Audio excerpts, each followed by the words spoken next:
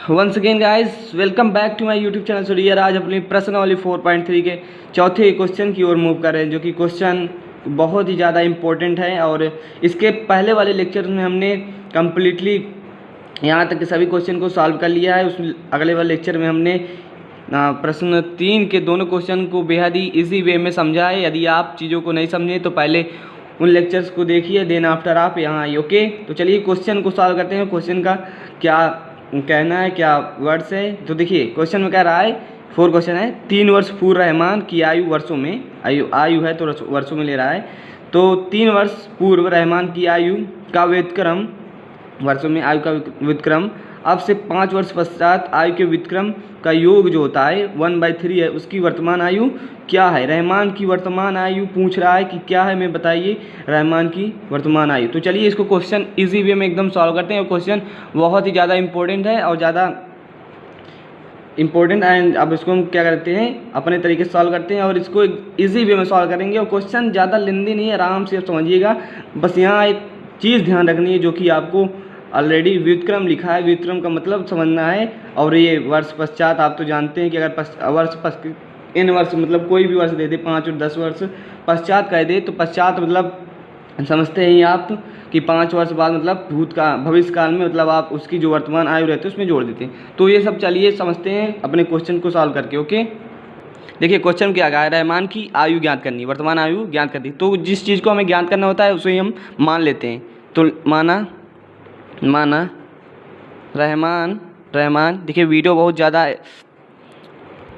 बहुत लंबा नहीं होगा और आपको चीज़ों को मैं कंप्लीटली समझाने का प्रयास करूंगा। ओके, और क्वेश्चन बहुत ही इजी में समझाऊंगा। माना रहमान की वर्तमान जो आयु है, एज है, वह मान लेते हैं x वर्ष। हमें नहीं मालूम है, सो हम इसलिए इसको मान लेते हैं आयु x वर्ष है। ओके, जब हमने मान लिया कि रहमान की वर्तमान आयु x वर्ष है, तो क्वेश्चन में हम प्रश्नानुसार चलेंगे। प्रश्न के अनुसार जो प्रश्न में कहा है, प्रश्न में क्या कहा है, 3 वर्ष पूर्व की बात मतलब भूतकाल में जो बीत चुका है। अगर आपसे कहा जाए कि अब आपकी कुछ उम्र होगी, मान लीजिए आप जानते हैं कुछ आपकी 15 साल 16 साल ऐसी कुछ उम्र होगी, एज होगी, तो आपसे कहा गया 3 वर्ष पूर्व आपकी उम्र कितनी होगी, तो आप घटा देंगे अपनी उम्र में। ओके, तो ये जानते हैं कि पूर्व में क्या करते हैं, हम घटा देते हैं एज में, और पश्चात की बात करता है तो जोड़ देते हैं। ये सिंपली हमने इस तरह के बहुत से क्वेश्चन सॉल्व किए हैं। अब चलिए क्वेश्चन सॉल्व करते हैं इस वाले को। ओके, तो देखिए 3 वर्ष पूर्व, अगर रहमान की वर्तमान जो एज है x वर्ष है, तो 3 वर्ष पूर्व कितनी होगी, x माइनस 3। ओके, और इसमें कहा क्वेश्चन में क्या है कि 3 वर्ष पूर्व जो आयु है रहमान की वर्षों में का व्युत्क्रम, तो ये जो आयु है इसका व्युत्क्रम क्या होगा, व्युत्क्रम इसका व्युत्क्रम हो जाएगा आपका गाइस 1/x माइनस 3। ओके, जो 3 वर्ष पूर्व मतलब 3 वर्ष पूर्व जो रहमान की आयु का व्युत्क्रम मतलब इसके अपॉन में 1 ऐसे अपोजिट हो जाता है, जैसे इसके नीचे 1 था कि नहीं, 1 होता है, तो इसको हम डायरेक्टली पलट देते हैं, चेंज कर देते हैं, तो वो आपका व्युत्क्रम हो जाता है। ओके, तो ये आपका व्युत्क्रम हो गया। ओके, समझ में आया। जैसे आप मान लीजिए x लिखा है, तो x का व्युत्क्रम क्या होगा, x का व्युत्क्रम होगा आपका 1/x। ओके, इस प्रकार लिखा था 1x माइनस 3, तो इसका व्युत्क्रम क्या होगा 1/x माइनस 3। तो व्युत्क्रम में जस्ट अपोजिट हो जाता है, जैसे यहाँ 1 रहता है तो इसको हम पलट देते हैं, तो ये 1/x माइनस 3 हो गया। ओके, यहाँ कोई डाउट नहीं होना चाहिए, व्युत्क्रम मतलब बता दिया कि जस्ट अपोजिट हो जाता है 1/, में। ओके, तो ये 3 वर्ष पूर्व इसका व्युत्क्रम इतनी है, तो ये हो गया। और कह रहा क्वेश्चन में इसको मान लीजिए इक्वेशन 1, तो इसको ऐसे भी लिख सकते हैं डायरेक्टली इक्वेशन 1। एंड आप चलते हैं 5 वर्ष पश्चात। 5 वर्ष पश्चात क्या कहा है, 5 वर्ष पश्चात 5 वर्ष पश्चात क्या होगा, 5 वर्ष पश्चात जब उसकी एज x होगी तो x + 5 कर देंगे, का व्युत्क्रम 5 वर्ष पश्चात। देखिए दोनों का व्युत्क्रम बोला है, तो इसका व्युत्क्रम क्या होगा 1/x + 5। ओके, 5 वर्ष पश्चात उसकी आयु इतनी होगी, लेकिन कहा व्युत्क्रम, तो व्युत्क्रम में हम ऐसे कर देते हैं 1/, में कर देते हैं। जस्ट अपोजिट कर देते हैं। ओके, तो इनका योग बोला है 3 वर्ष पश्चात का व्युत्क्रम, मतलब 3 वर्ष पूर्व का व्युत्क्रम इसकी एज का, और 5 वर्ष पश्चात जो उम्र है इसका एज जो है, ये इक्वेशन मान लीजिए 2 है, इनका जो योग है वो 1/3 आता है, 1/3 आता है। तो चलिए हम क्वेश्चन को इसको क्या करते हैं, जोड़ देते हैं। क्यों जोड़ेंगे, क्योंकि इसमें जाहिर सी बात है कहा गया है कि 3 वर्ष पूर्व का व्युत्क्रम एज का और 5 वर्ष पश्चात जो उसकी उम्र है उसका व्युत्क्रम का योग 1/3 है। तो इनका जो योग होगा 1/x-3। प्लीज़ करके चीज़ों को समझिए और वीडियो में कंटिन्यू बने रहेगा। अंततः आपको चीज़ों का हम समझाने का प्रयास करें और चीज़ें भी समझ में आ जाएंगी। ओके, ज़्यादा टफ क्वेश्चन नहीं है और उसमें ज़्यादा डाउट नहीं, बस आपको यही समझना है कि व्युत्क्रम क्या होता है। व्युत्क्रम हमने आपको बता दिया बेसिकली, और क्वेश्चन इसी पे बेस्ड था। ओके, तो क्या रहा है कि जो उनका एज का योग होता है इतना हो जाता है, तो ये 1/3 लिख उठा है। अब इसको हम सॉल्व कर लेते हैं। इसका एलसीएम आएगा x-3 और x+5, यहाँ इससे डिवाइड करेंगे, ऊपर हो जाएगा x+5 एंड ये इसको पूरे में डिवाइड करेंगे तो कितना है, x-3 बचेगा। तो x-3 ऊपर x से गुणा होगा तो कितना हो जाएगा, x-3 इक्वल टू 1/3। ओके, इतना हो गया सिंपली, इतना आप कर सकते हैं। एलसीएम कैसे होता है देखिए, x जुड़ जाएगा आपका 2x हो जाएगा एंड आपको हो जाएगा 5-3 मतलब +2। ओके, एंड आप इसको कर सकते हैं हम x-3 इंटू में x+5 इक्वल टू 1/3। अब हम क्या करते हैं, क्रॉस मल्टीप्लाई कर देते हैं। क्रॉस मल्टीप्लाई जानते हैं ये कैसे होता है, तिर्यक गुणा करेंगे तो ये x-3 x+5 जब x से मल्टीप्लाई होगा तो कुछ इफेक्ट में पड़ेगा, एंड अब 3 से मल्टीप्लाई होगा तो क्या होगा 6x + 6। भाई देखिए 2x है तो 3 से गुणा होगा तो 6s, एंड ये 2 है तो 2 इंटू 3 कितना होगा 6। ओके, अब इसको आगे हम सॉल्व करते हैं एंड क्वेश्चन को आराम से हल करते हैं। x into x² plus 5x, अब -3 से करेंगे -3x and -3 into 5 -15 equal to 6x + 6। अब क्या करते हैं, एक पक्ष में ले लेते हैं x²। देखिए ये आपका क्या होगा, द्विघात समीकरण बनेगा। इस सभी तरह के क्वेश्चन जो हैं, जो वर्ड डाले हैं, जो लैंग्वेज इनकी है, क्वेश्चन को समझ कर सॉल्व करेंगे तो अंत में एक द्विघात समीकरण बनता है। और क्योंकि हम द्विघात समीकरण पढ़ रहे हैं और इसको हम इजीली सॉल्व कर लेते हैं और x की वैल्यू फाइंड कर लेते हैं। तो x² + 5x -3x ये +5 आपका इस साइड में आएगा -6 एंड -6 इक्वल टू 0 हो जाएगा। उस साइड में, उस साइड कुछ नहीं बचा तो 0 हो जाता है। ओके, अब क्या होगा x²। अब इधर देखिए 5x -3x आप कितना होगा 2x, 5x - 3x 2x होगा एंड 2x - 6x कितना होगा आपको हो जाएगा -4x। हम डायरेक्ट कर देते हैं, यहाँ 2 आएगा इसका 5x और 3x का, और यहाँ से घटाएंगे आप तो -4x आएगा। और ये लिखा है आपका कितना, ये -4x हो गया। और देखिए सॉरी देखिए यहाँ गलती हो रही थी, ये लिखा था -15। क्यों, -3 इंटू 5 होगा आपको -15 होगा, तो ये भी -15 ही होगा ना। अभी इसी पक्ष में ऐसी गलती आप ना करिएगा, क्योंकि क्वेश्चन में सवाल माइनस प्लस चिन्ह से आपका पूरा क्वेश्चन गलत हो जाता है। तो चीज़ों को बेसिकली आपको ध्यान देना है। अब -6 मतलब -6 एंड -15 आपको कितना हो जाएगा -21 इक्वल टू 0।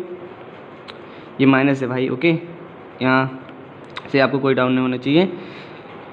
ये अब इजीली अब हम इसको सॉल्व कर लेते हैं गुणनखंड विधि द्वारा। देखिए हमें x की वैल्यू निकालना, भाई x की वैल्यू निकालेंगे कैसे, हम गुणनखंड विधि द्वारा या द्विघाती सूत्र द्वारा या परफेक्ट स्क्वायर द्वारा।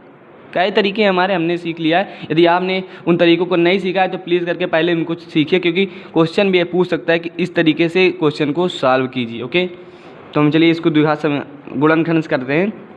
देखिए यहाँ x² का गुणा कितना 1 है और यहाँ 21 है, तो गुणा करेंगे कितना है 21 आएगा।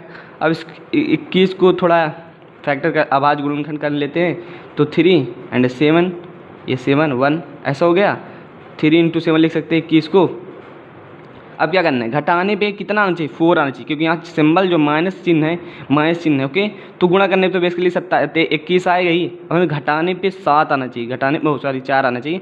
तो क्या करेंगे 7 - 3 और 7 इंटू 3 21 आएगा ही, गुणा करने में आएगा ही आपका। ओके, तो इसको हम लिख सकते हैं 7 -3x इंटू में वही लिखा है 21 इक्वल टू 0। देखिए 4 है, 4 को हम लिख सकते हैं 7 - 3, कोई चेंजेस नहीं आया है, बस हमें कोई उन संख्याओं में विभाजित करना है, व्यक्त करना है कि जिससे हम गुणनखंड आसानी से कर लें। गुणनखंड का मतलब ये होता है, ओके, ये जो हमारा संख्या होता है इसको इस तरह के विभक्त करें। तो हमने इजीली कर दिया, 7 को हम लिख सकते हैं 7 - 3 और 7 - 3 4 आएगा आपको, और ये जो क्या है 21 से गुणा करने पे 21 भी आएगा। ओके, तो x² - 7x भाई मल्टीप्लाई हो जाएगा x इंटू में और माइनस भी इधर है बाहर, तो माइनस माइनस प्लस हो जाएगा एंड 3x तो मल्टीप्लाई में इक्वल टू 0। x कॉमन लेते हैं x - 7, ओके, प्लस 3 कॉमन लेते हैं x - 7। यदि देखिए आप क्वेश्चन सही कर रहे हैं तो ये जो दोनों क्वेश्चन मिलते हैं ना वो आपको सेम आएंगे। यदि आपके सेम आए तो मान लीजिए कि आपने क्वेश्चन अभी सही प्रोसेस से सही सॉल्व किया, नहीं तो आप द्विघात समीकरण को सही तरीके से सॉल्व नहीं करें, गुणनखंड सही नहीं करें। ओके, ये तो आपका आ गया x - 7, x को एक बार लिख लेते हैं, हमने आपको बताया है, और x + 3 इक्वल टू 0। तो हम क्या करते हैं भाई, ये इजली हम एक 0 के बराबर तुलना कर देते हैं सभी जो दो हैं हमारे x - 7 और x + 3 को अलग अलग। जब हम x - 7 को 0 के बराबर दिखाएंगे, x - 7 को जब 0 के इक्वल करेंगे तो x इक्वल को कितना आएगा, हमारा 7 आ जाएगा। क्यों? क्योंकि भाई इधर निगेटिव में है, उस साइड जाएगा तो आपका पॉजिटिव हो जाएगा। एंड ये x + 3, मेरे पास स्पेस नहीं है, आप चीज़ों को थोड़ा सही तरीके से करिएगा, इक्वल टू 0। तो x इक्वल क्या आएगा, -3। देखिए x की 2 वैल्यू आई क्योंकि द्विघात समीकरण है, ये आप जानते हैं। तो x बराबर 7 आया है और x बराबर -3 आएगा। तो आप बताइए किसी की एज निगेटिव होती है? आपकी एज कितनी है? आप कहेंगे मेरी एज 15 है, तो क्या निगेटिव है? देखिए एज, चाल, ये सब निगेटिव नहीं होती। ओके, क्योंकि वेग कितना देती। तो चलिए बेसिकली हमारा x का 2 आंसर आया है, तो x बराबर 7 और x बराबर -3। ओके, तब x बराबर 7 हम लेंगे, x बराबर -3 नहीं लेंगे क्योंकि एज है, एज पॉजिटिव रहती है। तो x की वैल्यू हमने प्राप्त कर ली। तो x की वैल्यू हमें प्राप्त करनी थी, क्यों? क्योंकि जिस चीज़ को हम मानते हैं अंततः हमें उसी को ज्ञात करना होता है। हमने माना था रहमान की वर्तमान आयु क्या है, 1 वर्ष, और क्वेश्चन में भी कहा था कि रहमान की वर्तमान आयु बताइए। जिस चीज़ को पूछता है उस चीज़ को हम मान लेते हैं और उसी को मानते हैं और उसी की वैल्यू निकालते हैं। हमने x की वैल्यू निकाल ली, अतः करके आप आंसर लिख दीजिएगा। अतः देखिए हमें यहाँ यहीं लिख देते हैं, स्पेस है, आपको बेसिकली समझना है चीज़ों को कि कैसे सॉल्व हो कुछ। अतः करके लिखेंगे, अतः रहमान की वर्तमान आयु, अतः को इंग्लिश में कहते हैं हेंस, अतः रहमान की वर्तमान जो एज है, आयु x वर्ष होगी।